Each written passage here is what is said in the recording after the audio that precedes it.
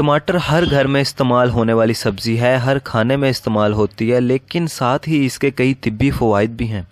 University of Sheffield के साइंसदानों ने बताया है कि टमाटर मर्दों में स्पर्म्स की क्वालिटी बेहतर बनाने के लिए इंतहाई मौसर चीज़ है।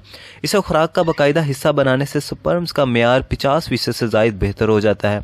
इस फ़ायदे की वजह से टमाटर में पाया जाने वाला जुज़ो लैकोपीन है, जिसकी वजह से टमाटर की रोशन सुर्ख रंगत होती है। तहकीक में साइंसदानों ने लैकोपीन गोलियों में शामिल किया और 28 मर्दों को रोज़ाना 2 गोलियां खिलाईं। 3 माह बाद जब दोबारा इनके स्पर्म्स की सेहत के टेस्ट किए गए तो इनके स्पर्म्स पहले की निस्बत 50% से ज़्यादा मुतहरक और सेहतमंद हो चुके थे। तहकीकाती टीम के सरबराह प्रोफेसर एलन पैसी का कहना था कि हमें तवक्को नहीं थी कि लैकोपीन ऐसे शानदार फ़ायद का हामिल होगा, ताहम जब तहकीक के नताइज सामने आए तो हम हैरान रह गए।